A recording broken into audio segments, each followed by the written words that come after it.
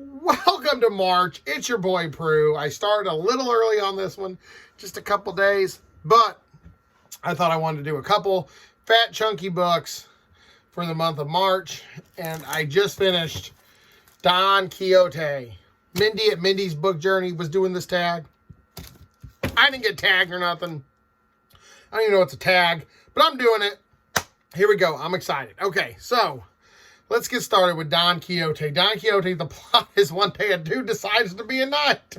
So he gets some old armor, and it doesn't work right. So he paints wooden flooring to match. And there you go. Decides, off on a lofty quest I shall go. I'm not joking. That's literally how it starts. And the story revolves around Don Quixote becoming a knight and doing great deeds. And boy, there's different versions of this book. And I assure you, because I bought an abridged version, and that's a library copy, and I have the audio book, and that was Jurassic Park Falling Down, and that scared me.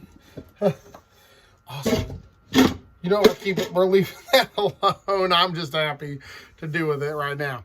Okay, so, and there's several small stories. The issue at the end where he's like, yo, you got to wash my armor so I'm a knight, and meeting a girl and gets his horse. Ricante, I think is how you pronounce it. It means common horse. And his squire, Pancho Villa, and it's just, you've seen the movie. You know Don Quixote. But the plot, basically, dude goes crazy and decides to be a knight. A+. A+. Characters are what? I mean, Don Quixote himself, I never seen it, but as a younger Prue, there was a movie, TV series, miniseries thing with the guy from Third Rock from the Sun, or Dexter, John Lithgow, and all that sounded so much fun that I didn't get to see it, but now I want to. But after reading the book, that's why I imagined Don Quixote, and that fit perfectly. And it's more of a comedy than it is anything to me. Pancho Villa, his squire, was always by his side, and he's like, listen, I know you're crazy, but we're going to get through this. And they did it, and it's lovely, and his horse were which reminded me of Roach from The Witcher. I don't know if there's a comparison between the two. I don't know where this book takes place, where it's written, where Miguel Cervantes is. But characters I'm giving also an A+. This book's getting almost A+ across the board. Pros and cons. Pros, obviously, it's hilarious. And it's the dude's lost in his own head. So it's fun delusions of grandeur mixed with a bit of sense of overright justice. And it's about a guy trying his fucking hardest. And there's even parts where there's like, oh, there's some wizards, but so there's not wizards. And he's like, well, if there was, it'd be a lot cooler, so we're going to fucking deal with it. And they're going to put a spell on me, and I can't escape. But you can't escape. Nope, not doing it, not escaping. And I fucking was rolling. It was great. Cons, though, it is very long. It's almost 1,000 pages. And that does get old quick, so it's something... I was at work and had the audiobook going while I was typing, so that helped.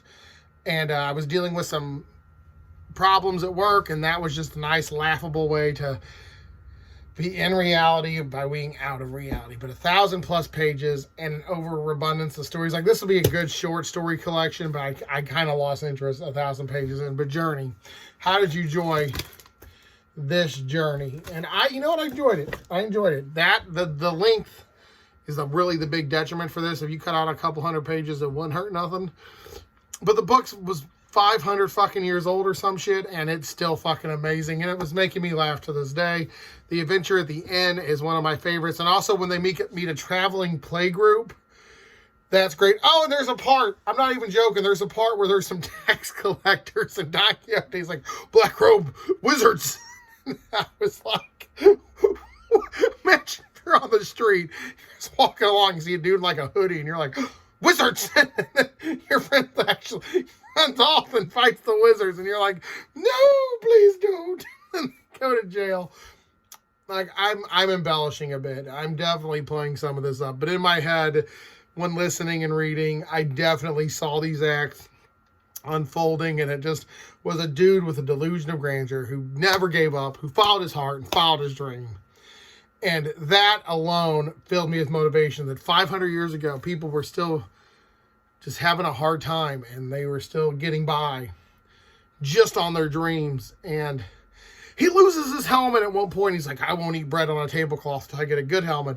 Then he sees a dude with like a weird hat, and he's like, there you go, there's my new helmet. And he just didn't give up on his dreams. And it was funny, and it was 1,000 pages, and it was a great way to start the month.